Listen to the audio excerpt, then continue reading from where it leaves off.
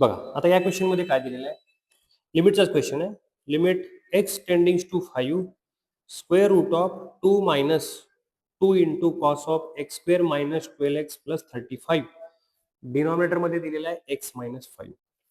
Okay, आता यातली main concept जी आहे ना ती पहिल्यांदा समजून घ्या की limit x approaches 0 1 minus cos x divide by जर एक्स स्क्वेअर असेल तर याचा आन्सर लिहायचा आहे हाफ.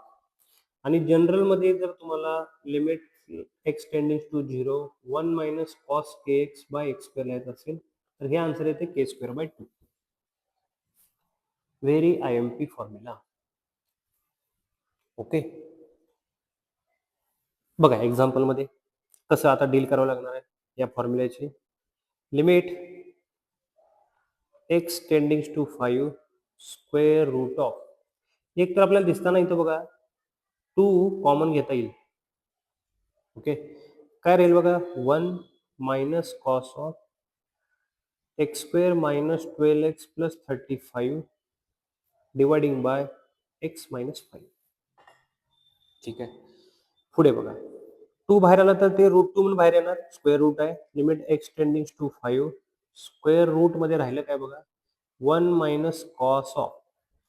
आता या क्वाड्रॅटिक इक्वेशनचे फॅक्टर्स पाडता येतील. 35 चे फॅक्टर पाडायचे आहेत, -5 -7 म्हणजेच काय राहणार बघा x minus 5 x minus 7 upon x minus 5.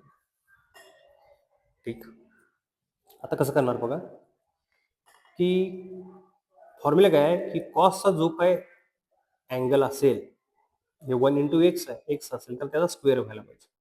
General मध्ये सुद्धा बघितलं तर एक्सचा काय व्हायला पाहिजे स्क्वेअर व्हावा लागणार.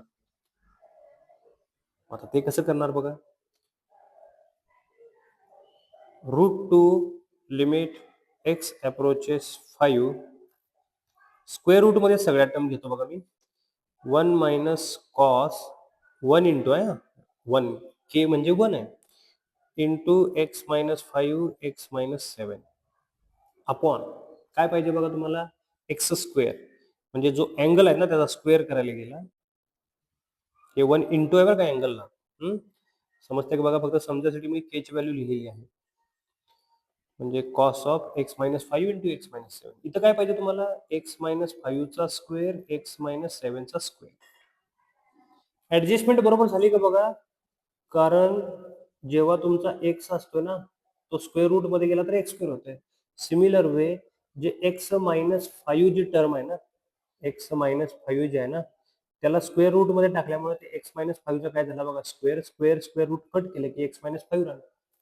एक्स्ट्राची जी टर्म घेतलेली आहे आपण एक्स मायनस 7 चा काय झाला बघा स्क्वेअर स्क्वेअर रूट घेतला तर एक्स मायनस 7 होणार.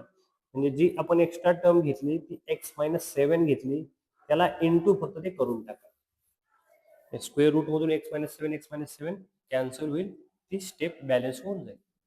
ओके, पुढे बघा आता √2. आता जो फॉर्म्युला जर कम्पेअर केला तर या फॉर्म्युलेनुसार रूट मध्ये स्क्वेअर रूट मध्ये आतली व्हॅल्यू जी आहे ना ती tendings to k square by 2, k value 1 आहे दॅट इज 1/2 होणार into limit x tendings to 5 variable शिल्लक आहे अजून त्याला लिमिट लावलं पाहिजे एक्स मायनस 7. √2 कट झालं. 5 व्हॅल्यू जर इथे पुट केली तर 5 मायनस 7 दॅट इज आन्सर तुमचं येऊन जाईल -2. Option B is correct. Concept सगळ्यांना समजली का बघा.